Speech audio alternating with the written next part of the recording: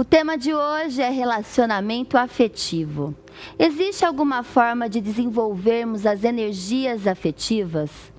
Qual a nossa responsabilidade em relação aos nossos compromissos afetivos? E quais são os cárceres ligados a esta temática? Preparem-se, o Esferas da Vida está no ar. A alma que é vibração, vida e essência das esferas.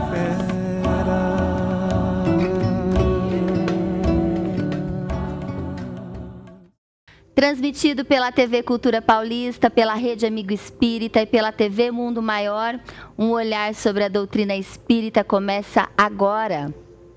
Fala-se muito em afeto, mas será que somos conscientes sobre o que é o afeto, o amor e suas responsabilidades?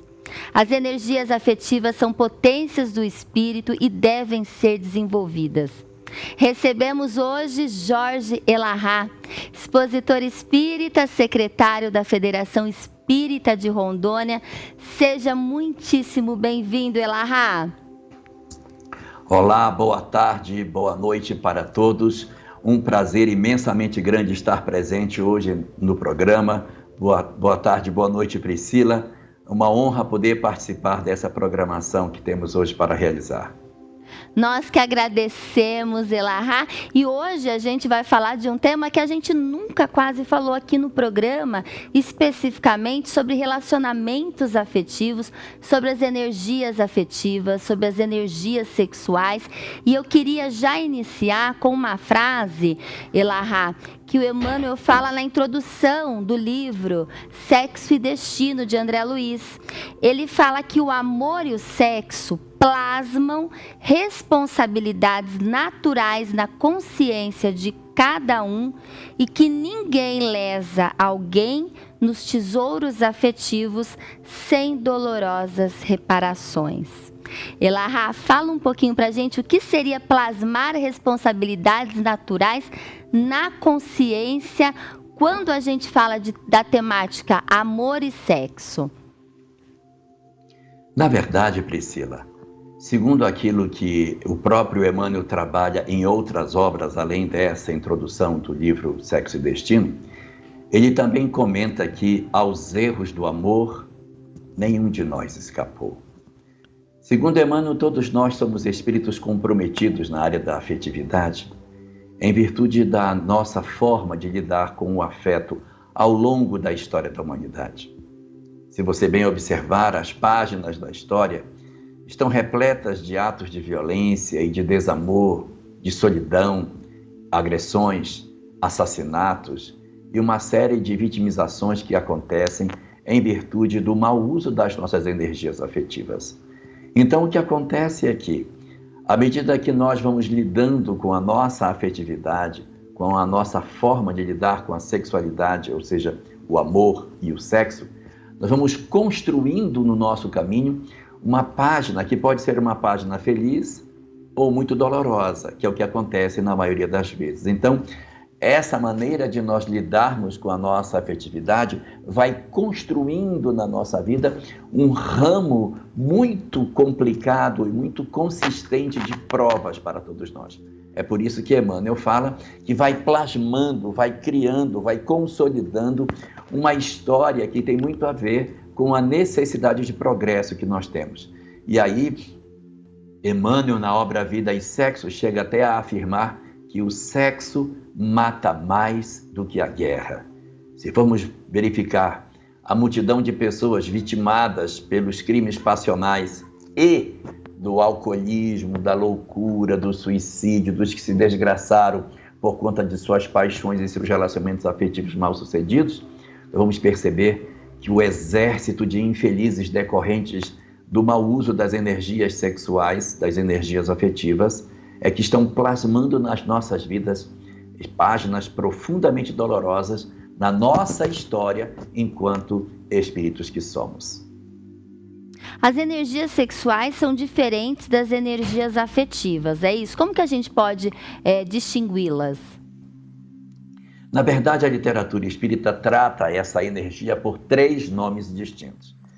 Ora aparece com o nome de energia sexual, outra hora aparece com o nome de energia afetiva e outra hora aparece com o nome de energia genésica.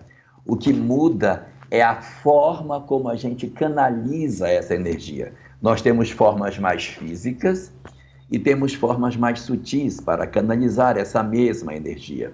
Assim, de maneira mais simplificada, os anjos também são dotados de energia afetiva, de energia sexual, que eles tratam isso. Estou falando anjo como os espíritos bastante elevados, né? As entidades angelicais. Elas tratam as energias afetivas de uma maneira profundamente amorosa, enquanto que o homem vulgar utiliza essas mesmas energias de uma forma muito pesada, constituindo a maneira mais violenta e mais física que se possa ter para a utilização das suas próprias energias, gerando para ele um outro problema que também Emmanuel trata, chamado de carga erótica, que é a energia afetiva que não consegue cursar de maneira efetiva e que se acumula nos indivíduos, gerando processo de perturbação. E como que essa energia, essa carga afetiva tem que girar de forma efetiva? Como que a gente desenvolve, como que o Espiritismo explica a importância de desenvolver de fato, da maneira correta, as energias afetivas, Elahá? Segundo aquilo que a gente consegue recolher da literatura espírita, sendo Deus amor e sendo nós criação de Deus, que é o amor, a sua assinatura em nós está presente. A assinatura de Deus em cada um de nós, das suas criaturas, é a presença do amor dentro das nossas almas. Nós temos, portanto, a necessidade de amar. Há dentro de nós um impulso na tentativa de que nós nos dediquemos a alguém ou a algo para que a gente faça esse exercício da nossa afetividade. Eu vou dar aqui 7 formas que a gente pode ter para cursar as nossas energias afetivas. Eu estou falando que são 7, mas é porque eu estou citando 7, mas alguém pode citar 8, 9, 10. Não quero que ninguém pense que são 7 porque é um número cabalístico. É porque geralmente é o que a gente mais encontra espaço na literatura espírita. Uma das formas de nós cursarmos as energias afetivas, através do ato sexual com uma pessoa que você ame. Se você tem alguém em regime de reciprocidade e você se relaciona com esse alguém na troca de afeto legítimo, por essa via a energia sexual ela cursa de forma positiva, ou seja, você se relacionando sexualmente com alguém que você ama, você consegue fluir essa energia. Segunda forma, eu não me relaciono sexualmente com uma pessoa, mas na forma do afeto, da troca de carinho, do cuidar, do proteger, que não precisa ser necessariamente com esse parceiro da minha eleição.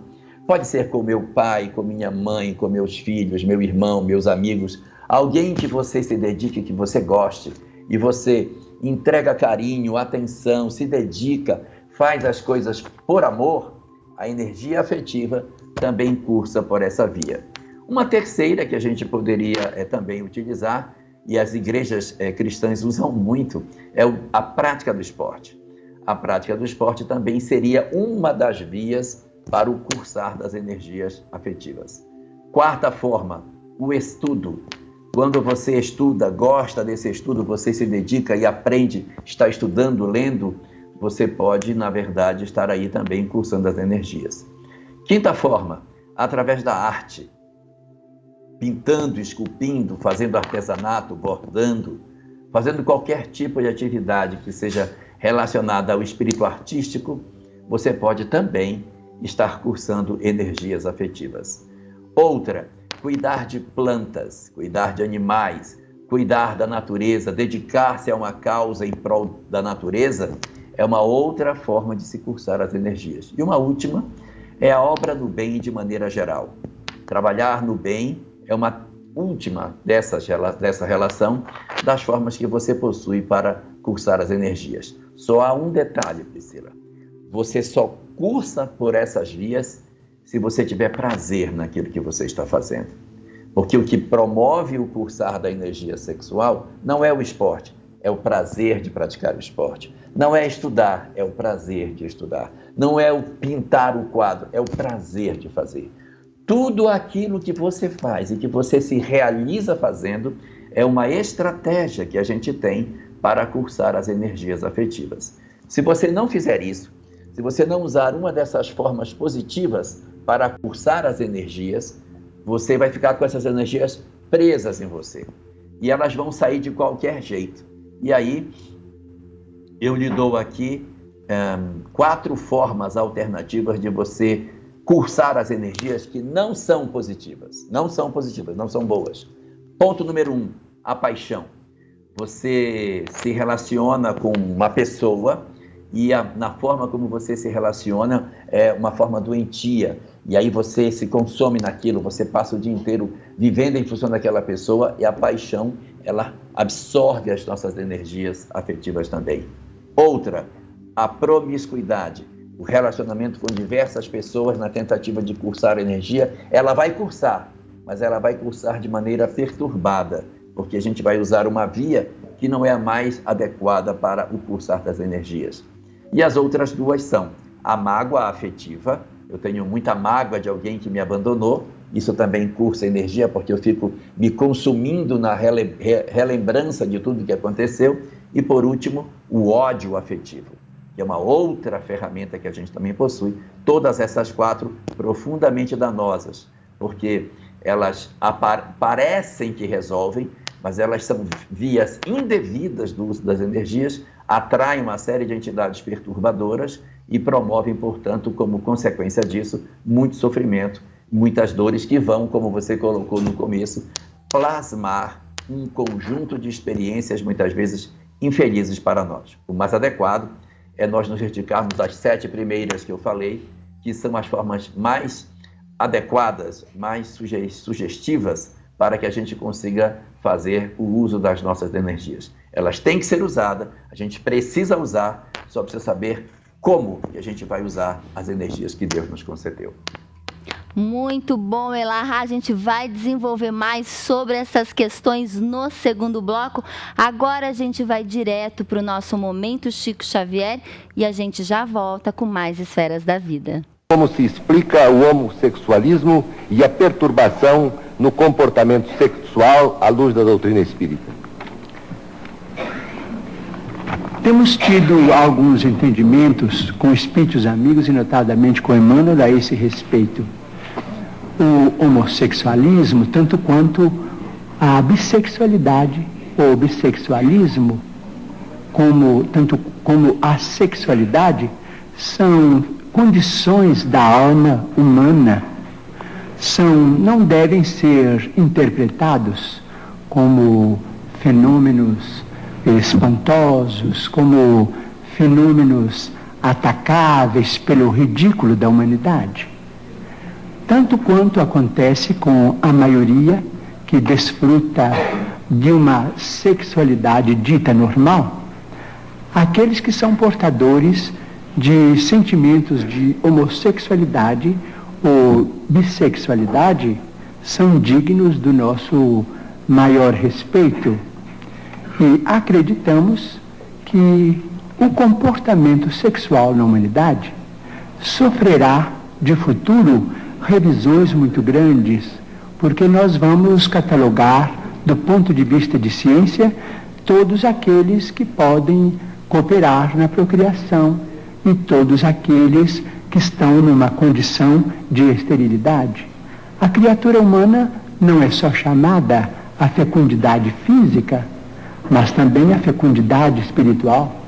Quando geramos filhos através da sexualidade dita normal, somos chamados também à fecundidade espiritual, transmitindo aos nossos filhos os valores do espírito, de que sejamos portadores.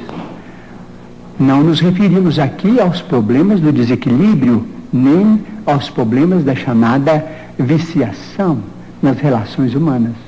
Estamos nos referindo a condições da personalidade humana reencarnada, vamos dizer, muitas vezes portadora de conflitos que dizem respeito, seja a sua condição de alma em prova, ou a sua condição de criatura em tarefa específica. De modo que o assunto merecerá muito estudo e poderemos voltar a ele em qualquer tempo que formos convidados num próximo Pinga-Fogo. Vamos dizer com licença, porque nós temos um problema em matéria de sexo na humanidade que precisaríamos considerar com bastante segurança e respeito recíproco. Vamos dizer se as potências do homem na visão, na audição, nos recursos imensos do cérebro, vamos dizer, nos recursos gustativos, nas mãos, na tactilidade com que as mãos executam trabalhos manuais, nos pés, se todas essas potências foram dadas ao homem para a educação, para o rendimento no bem, isto é, potências consagradas ao bem e à luz, em nome de Deus, seria o sexo, em suas várias manifestações, sentenciado às trevas? E Elahá, você explicou no primeiro bloco sobre a nossa necessidade de fazer cursar o amor que está dentro da gente, porque nós fomos feitos por Deus, criados, né, para amar. E a gente tem necessidade de amar e de fazer esse amor cursar aí pela vida. O senhor contou, né, 7 dicas para a gente fazer o amor cursar de forma saudável. E tem as questões que faz a gente adoecer, porque às vezes a gente não consegue fazer cursar esse amor, essa afetividade de uma forma saudável. A gente se perde um pouco nas paixões, na promiscuidade. E eu queria entrar nesse assunto, porque a gente percebe que muitas pessoas não lidam com o sexo de uma maneira saudável ou de uma maneira positiva, vamos dizer assim, de uma maneira que faça, né, cursar esse amor de forma saudável. E a gente vê que são muitas trocas, as pessoas fazem sexo somente pelo prazer. O que o senhor pode, né, desenvolver para a gente sobre esse assunto? Na introdução da obra Vida e Sexo, Emmanuel, tratando sobre exatamente essa questão da usança da energia afetiva, ele diz que nós muitas vezes corremos para os extremos. É muito comum, os religiosos muitas vezes correm para um extremo e as pessoas que são ligadas a uma vida muito mais distante dos aspectos religiosos correm para o outro extremo. E na tentativa de nos dar um direcionamento nesse sentido, Emmanuel nos diz, na introdução da obra, 4 regrinhas básicas que são fáceis de ouvir, mas difíceis da gente vivenciar. Então, elas são as seguintes. Ele diz: não é proibição, é educação. Então, veja, não é proibição, não é você negar que a energia existe. Isso seria proibição. É você educar essa energia. Veja que ele está dizendo que não é para colocar no zero. Não é proibição, é educação. Depois ele diz, não é abstinência imposta, mas é responsabilidade. A abstinência imposta é novamente a situação na qual alguém impõe sobre outro alguém a necessidade de que ele não tenha nenhum tipo de relacionamento afetivo, sexual, o que quer que seja, obrigando a pessoa a anular as suas energias afetivas. Não é abstinência imposta, é responsabilidade, é usar com responsabilidade. Aí as outras duas, ele vai para o outro extremo. Ele diz, mas também não é indisciplina, aí já foi para o outro lado. Não é indisciplina, é controle. E de novo para o outro lado, não é impulso livre, é emprego digno com o devido respeito aos outros e a si mesmo. Então a dica de Emmanuel é educar-se, usar com responsabilidade, promover um controle efetivo das nossas energias e também emprego digno com o devido respeito a nós e aos outros. Esse aprendizado é um aprendizado que, segundo Emmanuel, nós vamos precisar de muitos séculos para conseguir entender. Porque num primeiro momento da nossa evolução, nós temos a tendência de termos um uso muito livre da nossa afetividade, sem perceber as consequências e os machucamentos que esse tipo de comportamento gera em nós e nos outros. Quando nós estamos nesta fase em que nós nos comportamos de maneira muito irresponsável com relação às questões da sexualidade, Emmanuel diz que esse conjunto de pessoas pode ser designado pelo nome de almas primárias. E aqueles que já conseguem trabalhar as energias de maneira mais racional e trabalhando com mais lógica e também com mais responsabilidade, constituem o grupo das chamadas almas conscientes. Emmanuel define que as almas primárias, o primeiro grupo, ela possui 4 características que as definem. Característica número 1, elas têm a tendência de terem relacionamentos poligâmicos, ou seja, elas se relacionam com várias pessoas ao mesmo tempo. Então ela tem uma pessoa aqui, tem outra pessoa lá, outra pessoa lá. Quem tem relacionamentos, múltiplos relacionamentos, é característica de alma primária. Característica número 2, além de terem relacionamentos poligâmicos, têm relacionamentos muito curtos. Semana, 1 mês, 2 meses, ela já mudou de parceiro, já está com outro ou com outros. Relaciona-se com muitas pessoas ao mesmo tempo e esses relacionamentos também são curtos. Característica número 3, escolhem os seus parceiros unicamente pelo físico, pelas características do corpo físico, independente dos aspectos emocionais, psicológicos, de caráter que as pessoas possam ter. E a quarta das características é que eles são totalmente desinteressados dos aspectos espirituais. A vida espiritual, a espiritualidade, a busca de um quê superior não os incomoda, não chama a atenção deles. No reverso da medalha, as almas conscientes que têm exatamente o oposto. Em vez de relação poligâmica, monogâmicas. Em vez de relações fugazes, duradouras. Em vez de escolher pelo físico, pelo caráter. E ao invés de ter aversão ou desinteresse pelos aspectos da espiritualidade, buscam a espiritualidade. Então, nós temos esses 2 grupos na Terra. Evidentemente, as almas primárias são bem mais numerosas do que as almas conscientes. E nós temos também um exército de pessoas em processo de migração. Eles possuem um pouco das características de almas primárias, mas já começam a ter alguns sinais de almas conscientes. Por exemplo, eles buscam espiritualidade, mas têm relacionamentos fugazes. Eles querem ser monogâmicos, mas querem escolher apenas pelo aspecto físico. Então, eles têm uma mescla de uma coisa e da outra. São os que estão em processo de transição. E nesse grande fenômeno de aprendizado, é isso que a gente vai buscar, Priscila. A gente vai trabalhar a nossa emotividade para que a gente vá progressivamente aprendendo com as nossas lágrimas, com as nossas dificuldades, com as consequências das nossas ações, que aquilo que fazíamos não era bom, porque nós vamos ter que aprender, custe o tempo que levar, que ninguém lesa ninguém sem lesar a si mesmo. Todas as vezes que eu faço algo que machuca o sentimento de alguém, no fundo, eu sou o verdadeiro machucado. Porque, segundo aquilo que o Espiritismo nos diz, ninguém lesa o outro. Quando eu faço algo para o outro, no fundo, eu me torno devedor da lei.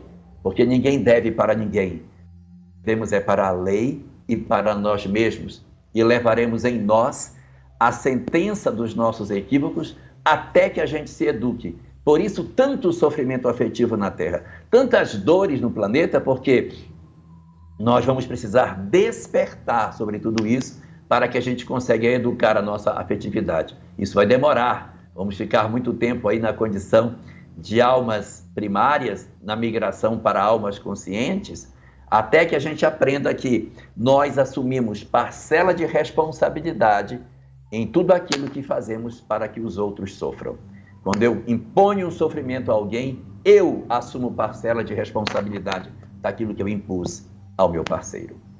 Elahá, despertar realmente é uma grande palavra aí, é um processo que eu acho que a gente traz de vida em vida, né? A gente segue evoluindo, progredindo espiritualmente, mas essa questão da gente lesar o próximo e de fato a gente lesa a nós mesmos, explica esse processo. Então quer dizer que se eu leso uma pessoa hoje, vamos dizer assim, nesta vida, quer dizer que eu acabei lesando o meu perispírito, ou na próxima vida eu me encontro com esta mesma pessoa ou não? Como que é essa lei de causa e efeito neste caso?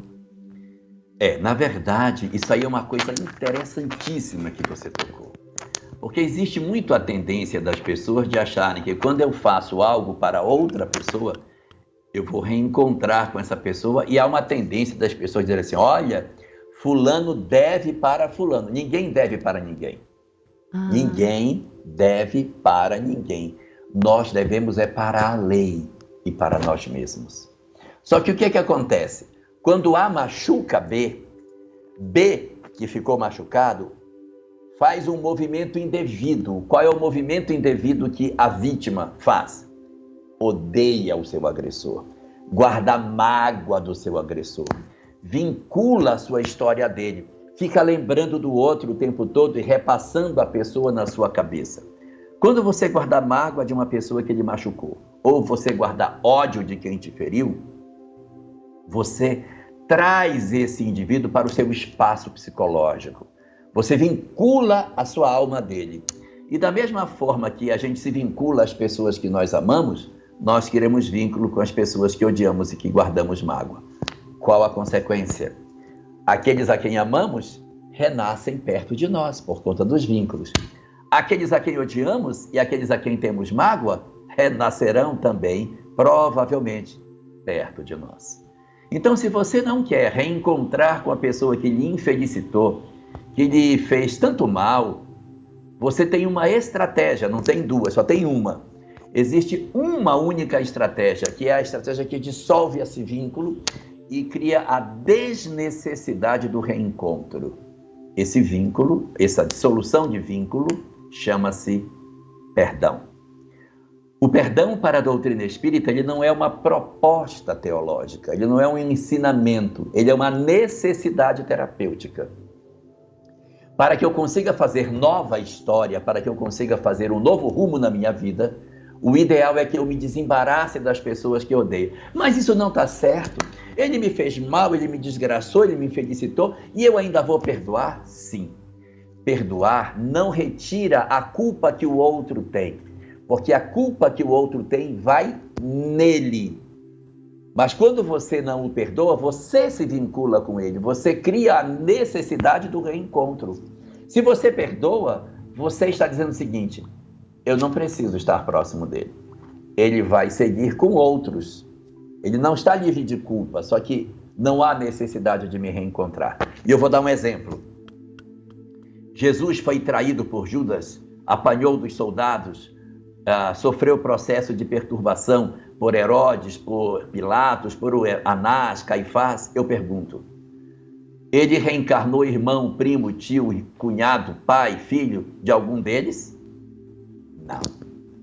E por que Jesus não reencarnou como irmão, cunhado? O que foi que ele fez que fez com que ele se retirasse da cena? Ele perdoou. Então como ele perdoou, então ninguém tem culpa? Não. Todos que fizeram o que fizeram, guardaram as suas culpas consigo mesmo e precisaram de experiências com outras pessoas para se resolverem em função daquilo que fizeram com Jesus, porque ele se retirou do cenário na hora em que ele verdadeiramente perdoa. Estou falando de Jesus, mas quando a gente faz no campo afetivo o nosso processo de perdão, nós também temos a possibilidade de nos desembaraçarmos dos nossos agressores e eles vão encontrar outras pessoas para se resolver. Mas há um detalhe, viu? Tem vezes que a gente perdoa tão perdoado que a gente desenvolve até amor pelas pessoas que nos agrediram. Aí você pode, aí é por amor, não é mais por obrigação, pedir para estar próximo daquele que lhe feriu para ajudá-lo. Aí é uma decisão sua, não é mais uma obrigatoriedade de expiação. Já é uma característica das almas evoluídas pedirem a proximidade dos seus agressores para darem a eles mais uma chance de se colocarem de pé. E agora, Elahá, a gente poderia conversar um pouquinho sobre os cárceres afetivos. O que são os cárceres afetivos? Esse conceito de cárceres afetivos é uma ideia que Emmanuel traz dentro da obra Vida e Sexo, dizendo o seguinte, que todas as vezes que alguém machuca outra pessoa, que alguém lesa outra pessoa, ele acaba se tornando um delinquente afetivo porque ele promove entre aspas, um crime na área do afeto. E todas as vezes que você tem um crime, aquele que é criminoso, qual é a consequência do crime? É ser preso. Então, os que delinquem na área da sexualidade, na área da afetividade, também experimentam esse processo de serem aprisionados.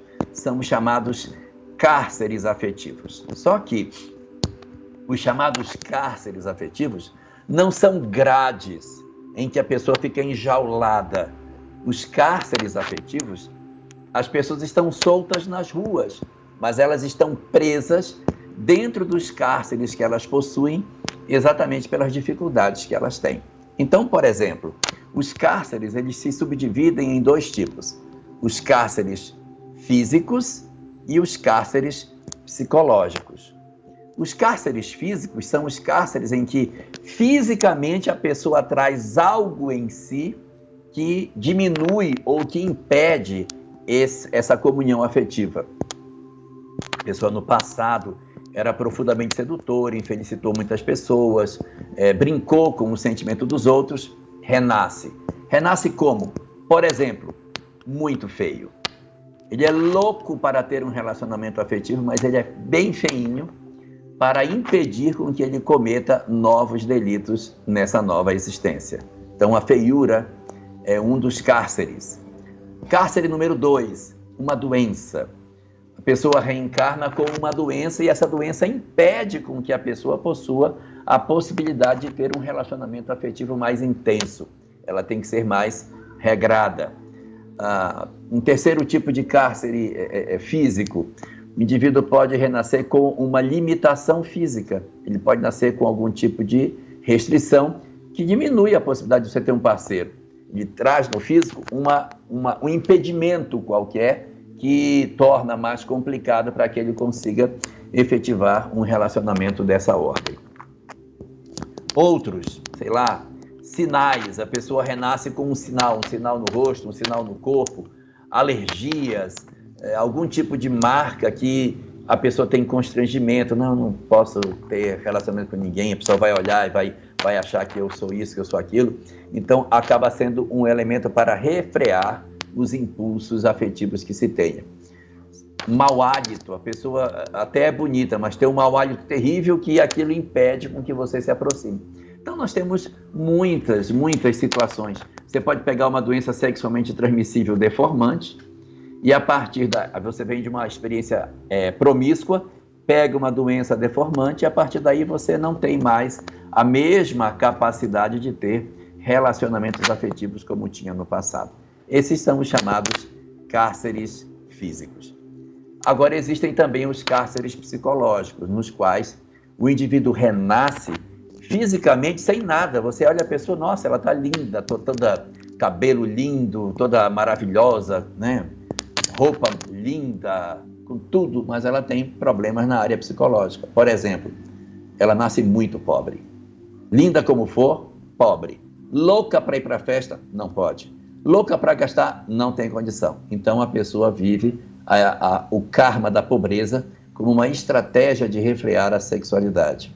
Outro, cai numa religião extremamente castradora, daquelas que todo mundo vigia todo mundo e a pessoa não consegue exercer a sua afetividade de maneira livre. Outro cárcere psicológico, você cai numa família que tem uma educação extremamente rigorosa, independente de religião, é uma família em que o pai é muito autoritário e não permite que você saia, e aí acaba refreando determinadas experiências afetivas que se poderia ter. Ainda podemos ter, sei lá, situações de bloqueios, traumas, a pessoa sofre algum tipo de bloqueio durante a vida e esse bloqueio acaba sendo a peça que se utilizará para refrear os interesses afetivos, interesses sexuais que as pessoas têm. Então, esses cárceres, a quase totalidade de nós estamos envolvidos nesses cárceres. Às vezes só um, às vezes dois, três, físicos e psicológicos. Aí a gente vai, dependendo da nossa forma de viver, da maneira como nós vivemos, a gente também pode ter esses cárceres. Quando a gente fala que a feiura é um cárcere, a beleza excessiva também é um cárcere. Se a pobreza é um cárcere, a riqueza excessiva também é um cárcere. Porque você ser rico demais, ser bonito demais, imagina você ser rico, saudável, famoso e ter todas essas condições, ser lá de Hollywood e ter que manter uma certa coerência em termos de sexualidade. É uma vigilância danada que você tem que manter. Então, às vezes, o cárcere ele pode vir invertido. É uma grande prova, não é, Elahá? Segundo os espíritos, a prova da riqueza é uma prova mais difícil do que a prova da pobreza. Em que sentido? É mais fácil um pobre ter êxito na encarnação do que um rico, porque o dinheiro facilita o orgulho, o egoísmo, uma série de ações, e aí você pisa nas pessoas, explora, usa os outros. Então a riqueza é muito perigosa. E a pobreza, com todas as dores que a gente sabe que a pobreza tem, ela diminui a chance de você fazer bobagem nesse sentido. Então existem os cárceres físicos e existem também os cárceres psicológicos. Só que o que ocorre? Muitas pessoas, elas fazem um movimento de fugir desses cárceres. O cara nasce muito feio, faz uma plástica e vai para a vida. Nasceu pobre, assalta um banco e vai para a vida. Ele procura, de alguma forma, fugir disso. Então tem muitos cárceres. Quer ver um cárcere psicológico que tem? A solidão. Você renasce, Priscila, e os seus amores não renascem. Você não dá certo com ninguém. Você se angustia, você procura uma pessoa, procura outra, ninguém lhe completa. Você sente uma saudade que você não sabe de quê. É porque os amores da sua vida não vieram para que você pudesse disciplinar a sua afetividade. A história de Ivone Pereira do Amaral traz uma história desse tipo. Ela vinha de um conjunto de desequilíbrios na área da afetividade e da última, como Ivone Pereira, ela renasce e todos os seus amores não vêm. Ela vem sozinha. E a solidão é o grande instrumento que ela tem nessa existência. Mas o que ocorre muitas vezes? O indivíduo foge desses cárceres. A gente quebra as grades e foge. E isso é muito perigoso, porque essas grades, elas existem exatamente para nos educar. Aí o indivíduo não aceita o planejamento espiritual, quebra a grade não para viver com equilíbrio, ele quebra a grade para viver no desequilíbrio de novo. Porque se nós fizéssemos, se eu sou muito feio, faço uma plástica e fico mais bonitinho, mas eu mantenho uma vida de equilíbrio, ótimo, ótimo. O problema é que quando a gente se liberta do cárcere, digo, agora você vai ver o que eu vou fazer. Então esse é o perigo, que você quando sai do cárcere, você quer sair para o mundo como se você tivesse que viver tudo ao mesmo tempo e agora como se a vida fosse para isso. E a gente acaba se comprometendo. E qual é a consequência na legislação quando um apenado foge da cadeia? Agrava a pena, aumenta o tempo de prisão, piora a situação dele. Então, fugir piora. Então, quando a gente foge, a gente é aprisionado de novo e a pena aumenta. Se já era feio, agora vai ficar feio e pobre. Se fugir de novo, vai ficar feio, pobre e doente. E aí vai apertando o cerco na tentativa de que a gente se eduque. E aí Emmanuel diz que nas condições extremas em que já se tentou muitas coisas e a gente foge reiteradamente do cárcere, a melhor estratégia para educar o espírito é que ele não seja mais internado no cárcere, porque do cárcere se foge. Nessas circunstâncias extremas, nós somos internados nas masmorras. Porque se do cárcere se foge, da masmorra, nunca alguém conseguiu fugir. As masmorras são uma experiência que é ao mesmo tempo cárcere físico e cárcere psicológico a um só tempo. São as doenças mentais. As doenças mentais. Então o indivíduo acaba sendo internado num corpo com doença mental como mais uma das tentativas de corrigir a pessoa. Não quero dizer com isso que todo mundo que tem uma doença mental obrigatoriamente vem de um histórico na área da sexualidade. Mas essa é uma solução extrema que se utiliza nos casos de mais reiterada teimosia diante da lei. E aí a gente vai, através desse instrumento, fazer o nosso processo de educação para que a gente consiga ser feliz.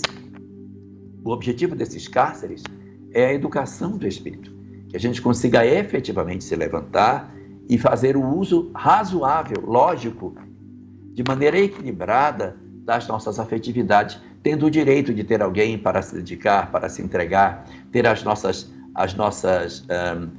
causas, das quais a gente também canaliza nossas energias, dedicar-se a algo que nos apaixone, para que a gente consiga também ter essa via para o escoamento das nossas energias afetivas. E por esse caminho, então, nós vamos promovendo a nossa verdadeira libertação e garantindo a paz e a felicidade que a gente tanto busca na vida afetiva de cada um de nós. Elahá, muito bom mesmo. Eu queria agradecer, porque a gente nunca falou aqui no programa sobre esse assunto, porque a gente sabe da seriedade desse assunto. A gente sabe que e você falou com tanta lucidez, com tanta propriedade, conhecimento, e a gente queria que esse programa, quem estiver assistindo, compartilhe, indique para os seus amigos, porque o que a gente mais vê hoje são as pessoas confundindo um pouco aproveitar a vida com aproveitar sem educação sexual, sem equilíbrio sexual, e acaba se comprometendo aí por muitas vidas, por muitas reencarnações.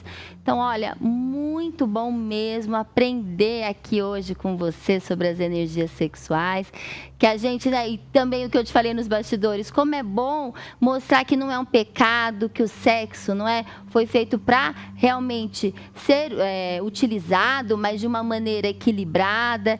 Então, olha, muito bom mesmo as suas explicações hoje no Esferas da Vida. A gente agradece aí todo o conhecimento, toda a lucidez didática para nos explicar hoje sobre essa questão tão importante, Elahá. Eu é que agradeço a oportunidade e queria só falar uma coisinha final. Eu queria dizer que, em função de tudo isso que a gente já viveu em termos de sexualidade, o Espiritismo nos aconselha que, mesmo diante da prática mais bizarra que a gente possa ver, silêncio. Nenhum de nós tem autoridade para criticar a conduta sexual de quem quer que seja. Isso também demonstra maturidade espiritual. Nós não criticarmos a situação de ninguém, porque o próprio Cristo, quando diante da mulher adúltera, disse: eu também não te condeno, vai e não tornes a pecar. Se ele não condenou, quem somos nós para estender condenação a quem quer que seja? Muito bom, muito bom. A gente só tem que agradecer hoje por todos esses ensinamentos. Mais uma vez, muitíssimo obrigada, Elahá. E a gente agradece você de casa que está conosco todas as quintas-feiras, às 10h15 da noite, aqui na TV Cultura Paulista, na Rede Amigo Espírita e na TV Mundo Maior. Tem representação toda quinta também na TV Cultura, 5h40 da tarde. A gente fica por aqui. Até a semana que vem, se Deus quiser. Uma boa noite para todos vocês.